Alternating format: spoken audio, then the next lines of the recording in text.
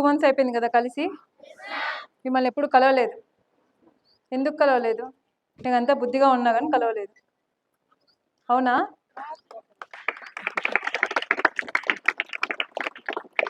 సరే, కొన్ని టాపిక్స్ మాట్లాడుకుందాం ఈరోజు. 5 టాపిక్స్ మాట్లాడుకుందాం.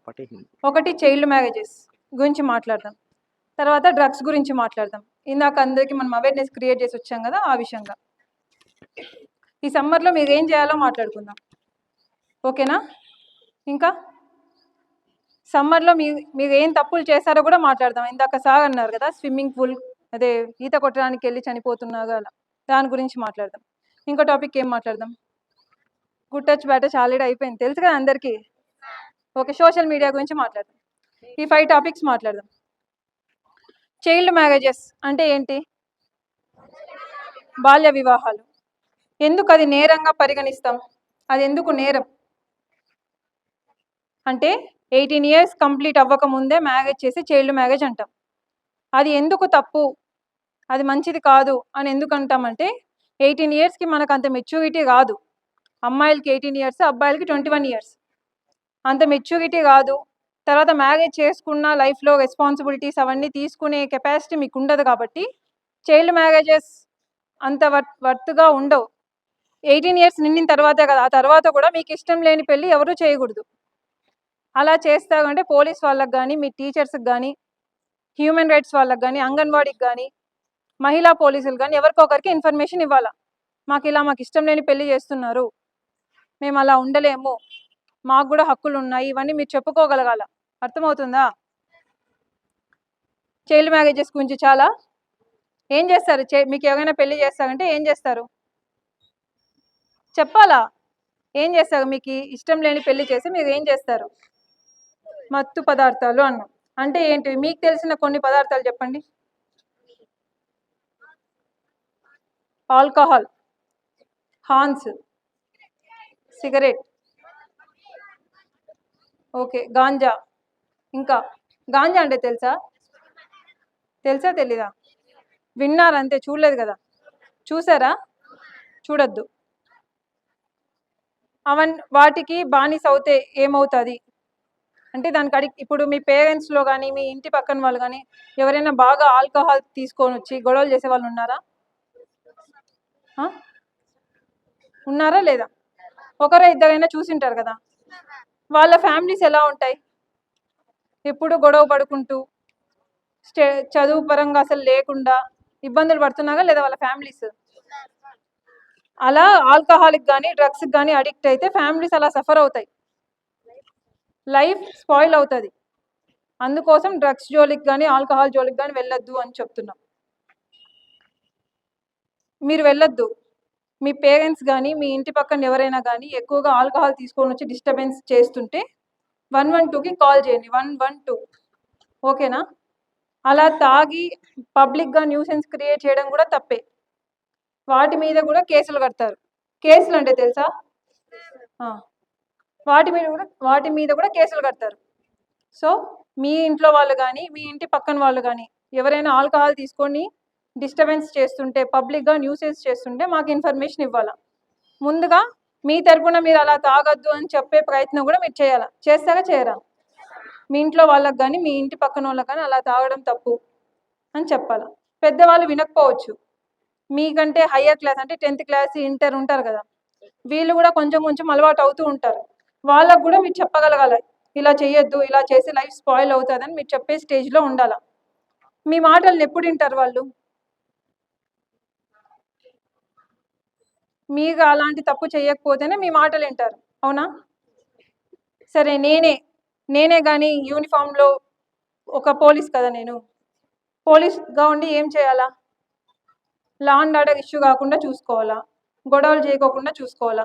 అదే నేనే గొడవలు పడితే రోడ్లోకి వెళ్ళి నా మాట వింటారా? వినరు. సో మీరు కూడా డ్రగ్స్కి కానీ, ఆల్కహాల్కి కానీ వీటన్నిటికీ అడిక్ట్ కాకుండా ఉంటేనే మీ మాటలు మీ ఇంట్లో వాళ్ళు కానీ, పక్కింటి వాళ్ళు కానీ, నీకంటే పెద్దవాళ్ళు, అన్న వాళ్ళు, అక్క వాళ్ళు కానీ వింటారు, అవునా? ఇప్పటి నుంచి ఎప్పుడు కూడా హాన్స్ ప్యాకెట్ చూసారా? దాన్ని తాకద్దు. హాన్స్ కానీ కూల్ లిప్ అని విన్నారా?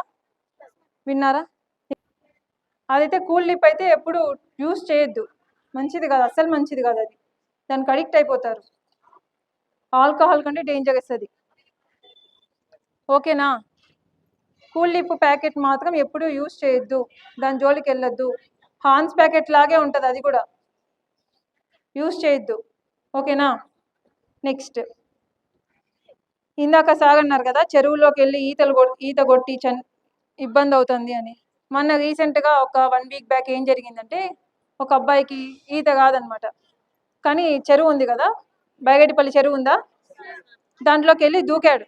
అతనికి స్విమ్మింగ్ వచ్చో కాదో సెకండరీ, దూకాడా, లోపలంతా బాగా లోతుగా ఉంది. ఎతికితే ఆ అబ్బాయి బాడీ దొరికింది. 21 ఇయర్స్ అతనికి. పేరెంట్స్ లేకోకుండా అసలు దాంట్లోకి వెళ్ళొద్దు, ఈత కాకపోతే అసలు పోవద్దు. మీకు నిజంగా స్విమ్మింగ్ నేర్చుకోవాలి అని ఉంటే స్విమ్మింగ్ పూల్స్ ఉంటాయా? ఎక్కడున్నాయి? స్విమ్మింగ్ పూల్లోకి వెళ్ళండి. అక్కడంటే ఏ ప్రికాషన్స్ ఉంటాయి, మీ లైఫ్కి డేంజర్ అవ్వకోకుండా ప్రికాషన్స్ తీసుకొని స్విమ్మింగ్ నేర్చుకోండి. స్విమ్మింగ్ నేర్చుకోవాలనుకుంటే స్విమ్మింగ్ నేర్చుకోవడం మంచిదే, కానీ చెరువులో కాదు. చెరువుల్లో ఒక్కసారి మీరు వెళ్ళిపోతే మీ బాడీని ఎతకడానికి కూడా కష్టం. బతికి రావడం పక్కన పెడితే బాడీని ఎతకడమే కష్టం. మీ తల్లిదండ్రులు లేకోకుండా స్విమ్మింగ్కే వెళ్ళొద్దు. మీ తల్లిదండ్రులు ఉన్నా కూడా చెరువులోకి అసలు వెళ్ళొద్దు. అమ్మాయిలు కూడా అబ్బాయిలు కూడా ఇద్దరు, సరేనా? చెరువుల్లోకి వెళ్ళొద్దు ఈత కోసం. స్విమ్మింగ్ నేర్చుకోవాలంటే స్విమ్మింగ్ పూల్స్లోకి వెళ్ళండి. ఓకేనా? అవునా కదా? తర్వాత ఎన్ని మంత్స్ హాలిడేస్ ఉంటాయి మీకు? 1 మంత్, 1.5 మంత్, 1.5 మంత్ ఉంటుంది కదా ఇంచుమించుగా. ఏం చేస్తారు ఈ 1.5 మంత్? ఆడుకుంటారా? ఆడుకోండి. ఏ టైంలో ఆడుకోవాలా? ఈవినింగ్ టైం ఆడుకుంటారు. మిగిలిన డే మొత్తంలో ఏం చేస్తారు? ఏం చదువుతారు? అంటే ఇప్పటికి క్లాస్ అయిపోతుంది కదా, మీ నెక్స్ట్ 7th అయిపోతే 7th క్లాస్ అయిపోతుంది, 8th క్లాస్ చదువుతారా ఆ హాలిడేస్లో? స్కూల్ ఉన్నప్పుడే చదవరు, మళ్ళీ హాలిడేస్లో చదువుతారా? ఈ హాలిడేస్ ఎలా యూస్ చేసుకోవాలి? ఏం చేస్తే ఈ హాలిడేస్ మీకు వర్తి అవుతాయి? ప్రతిరోజు ఏదో ఒకటి నేర్చుకునే ప్రయత్నమే చేయాలి, అప్పుడే లైఫ్లో సక్సెస్ అవుతారు. నేను కూడా చదువుకునే టైంలో ఈ హాలిడేస్లో నేను ఎప్పుడూ వేస్ట్ చేయలేదు. ఏదో ఒకటి ఇక్కడ ఏం మాకైతే అక్కడ స్పోకెన్ ఇంగ్లీష్ అవి ఇవి ఉండేవి. ఇక్కడ ఏమున్నాయి అలా? స్పోకెన్ ఇంగ్లీష్ క్లాసెస్ ఉన్నాయా? లేవు. సో మీ అందరి దగ్గర ఫోన్లు ఉన్నాయి కదా, దాంట్లో చూసి నేర్చుకోలేమా? మీ పేరెంట్స్ దగ్గర ఉంటాయి కదా, ఫోన్ చూసుకొని ఏం నేర్చుకోవచ్చు? స్పోకెన్ ఇంగ్లీష్ అనే కాదు, ఏదో ఒకటి నేర్చుకోవాలా. ఇంగ్లీష్ని ఇంప్రూవ్ చేసుకునేలాగా ఉండాలి. అంటే ఇప్పుడు మీరు గవర్నమెంట్ స్కూల్ నుంచి వచ్చిన వాళ్ళకి, ప్రైవేట్ స్కూల్ నుంచి వచ్చిన వాళ్ళకి డిఫరెన్స్ ఉండకూడదు. ఓన్లీ డిఫరెన్స్ వచ్చేది ఒక లాంగ్వేజ్ డిఫరెన్స్ ఉంటుంది, అవునా? ఆ లాంగ్వేజ్ డిఫరెన్స్ కనిపించకూడదు అంటే మీరు ఎలా ఉండాలా? ఇంగ్లీష్లో గ్రిప్ ఉండాలా. మీ టీచర్స్ చెప్పింటారు మీకు ఇప్పటికే, ఇంగ్లీష్లో మంచిగా నాలెడ్జ్ ఉండాలా. అప్పుడే మీకు తొందరగా గ్రోత్ ఉంటుంది.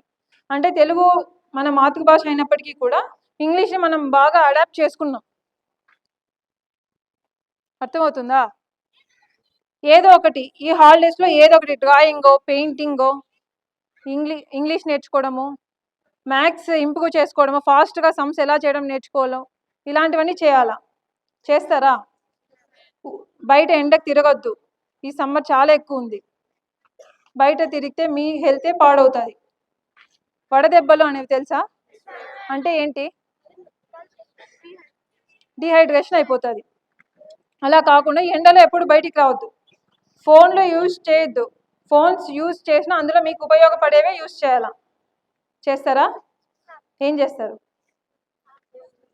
ఫోన్స్లో ఏం చూస్తారు? ఏం చూసి మీ ఈ హాలిడేస్ని వర్తిఫుల్గా యూజ్ చేసుకుంటారు? సోషల్ మీడియా, ఇన్స్టాగ్రామ్ అంటే ఐడియా ఉన్నాయి, అవునా? వాటిలో చాటింగ్ తెలుసా? చాట్ చేస్తారు కదా, ఎందుకు చాట్ చేస్తున్నారు? అమ్మాయిలు జాగ్రత్తగా ఒక్క విషయం అయితే చెప్తా, ఈ ఏజ్లో లవ్ అన్నా, అట్రాక్షన్ అన్నా, మ్యారేజ్ అన్నా, వీటిపైన ఎటువంటి క్లారిటీ ఉండదు మీకు.